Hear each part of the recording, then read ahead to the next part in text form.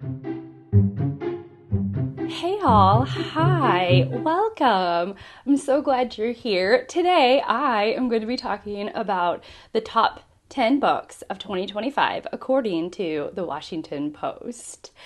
I'm so excited to get into it, so I'm not going to ramble on. If you're new, I'm Shelly. I love book lists, and I have been posting vlogs. I'm becoming a vlogger a little bit, and those go up on Tuesdays if you're interested in that kind of content.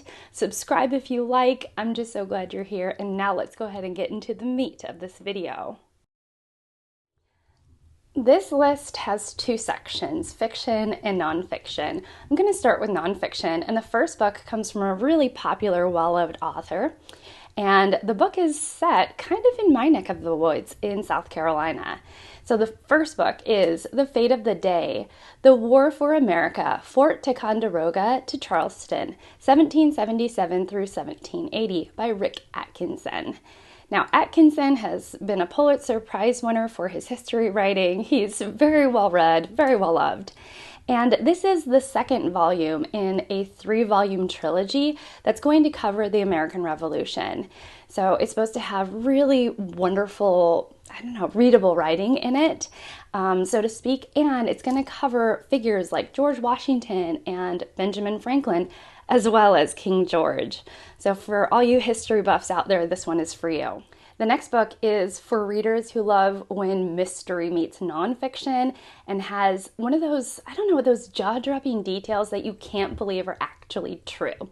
So this book is A Flower Traveled in My Blood, the incredible story of the grandmothers who fought to find a stolen generation of children by Haley Cohen Gilliland. This book is about a military coup that happened in Argentina in 1976.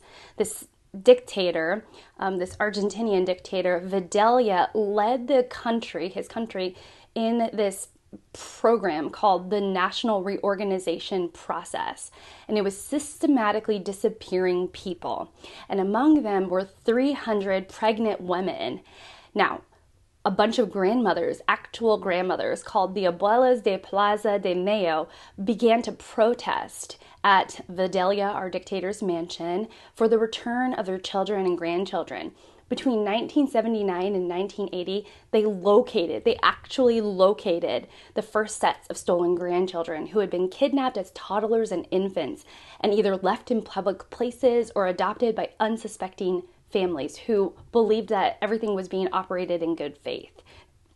So Gilliland uses this story to talk about a whole generation, a whole devastation that happened in this country. A literary biography is next. It's Gertrude Stein, An Afterlife by Francesca Wade. This is going to dive into the query of how has Gertrude Stein been canonized? Her text, writing, even though she died in 1946, we still know her name. Her name still rings in the minds of readers today. So of course, with any good biography, they're going to dive into her writings and analyze like her style and her patterns, different themes. One of those like wonderful literary biographies for wonderful literary people. The next book is the kind of nonfiction book that talks about a phenomenal event that happened, but it also is personally tied with the author's family or experience. So this is called Melting Point: Family, Memory, and the Search for a Promised Land by Rachel Cockerell. The event is this. There was apparently something called the Galveston Plan. It was a globally coordinated effort that would bring thousands of Eastern Europe's increasingly desperate Jewish population over to Southeast Texas. So basically 10,000 Russian Jews sailed into the port of Galveston and settled there in the early 1900s, 1907 to 1914.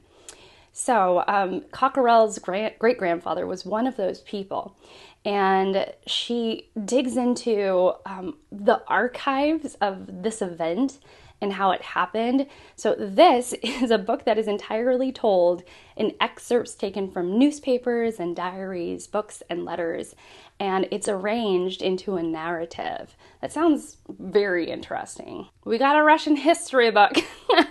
This is for the Russian history buffs out there. There are so many of them that I know of. So this is called Motherland, A Feminist History of Modern Russia from Revolution to Autocracy by Julia Ioffe.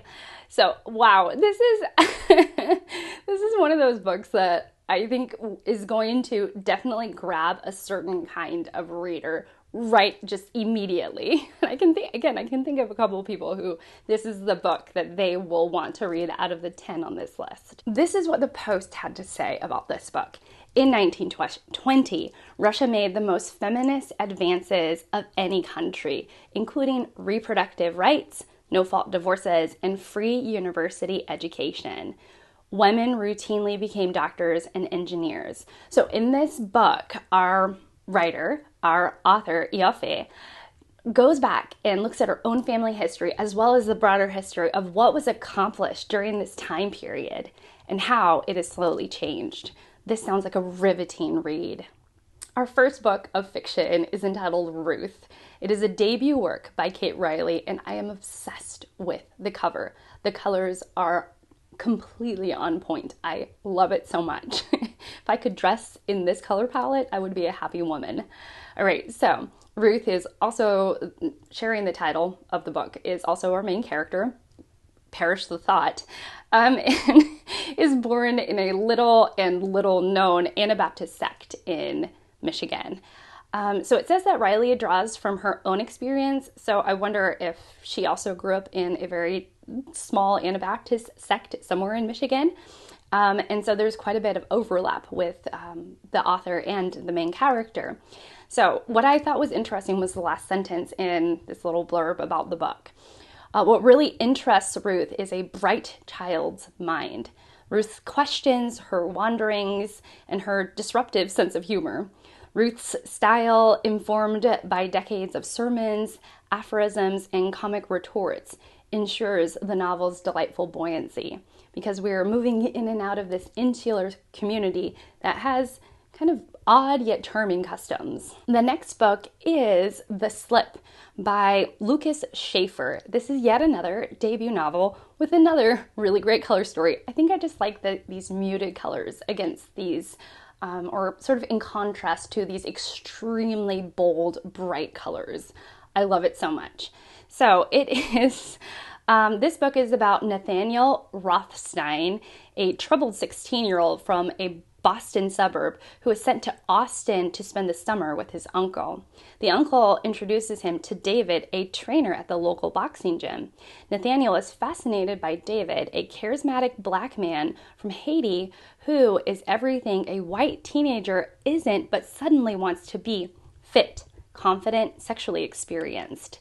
This is, the narration is supposed to be wild and transgressively hilarious, while reminiscent of early Philip Roth novels.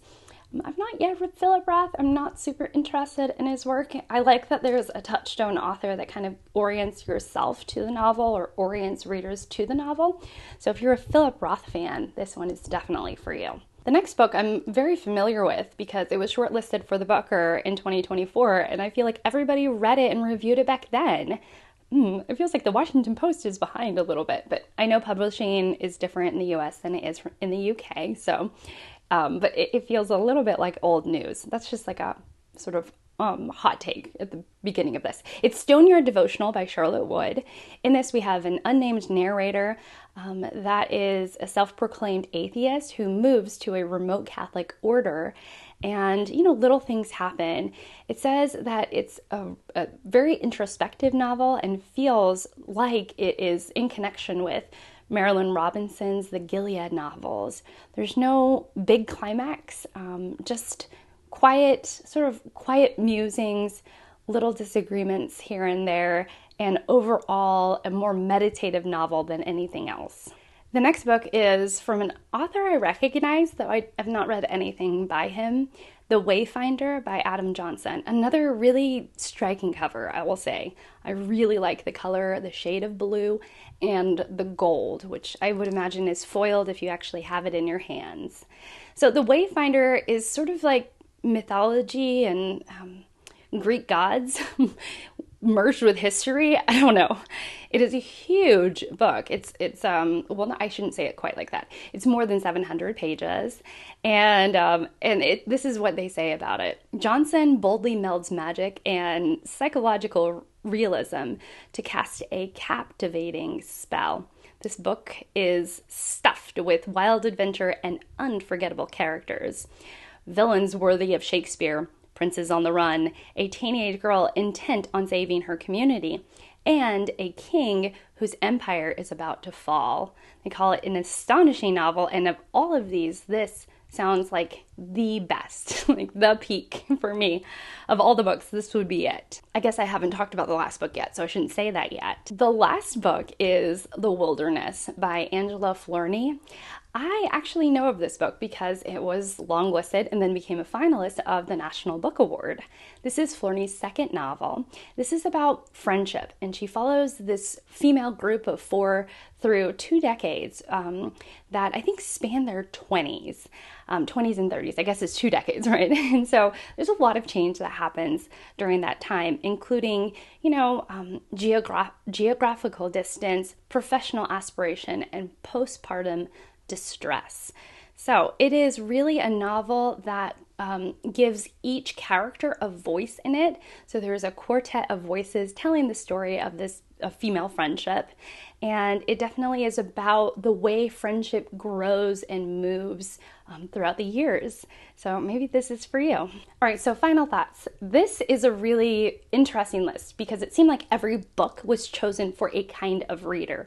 And you can read that within the descriptions, even though they don't tell it to you up front. There's a biography, there's a more quiet meditative novel, a book about friendship, there's a history book. It seems like every book was picked with a very particular reader in mind, and that is very prevalent in this list. Of this list, I think The Wayfinder by Adam Johnson, the big kind of historical fiction, kind of like Greek mythology fiction, whatever we're calling it these days, that seems like it's definitely for me. I'll have to kind of see how it's being received in other venues, but that was a new book to me. I found out about it because of this list, and it seems like it has Shelley written all over it. The other one is definitely Motherland, the feminist revolution that happened in the early 1900s in Russia, and how things have changed. That just seems fascinating. So those two are kind of top of mind. What would make your list? Like what are you adding to your list? I will leave everything linked down below for your clicking convenience, but mostly I'm so glad you're here. Thank you so much for spending this time with me. I appreciate you so much, and I hope to see you all in my next one. Bye.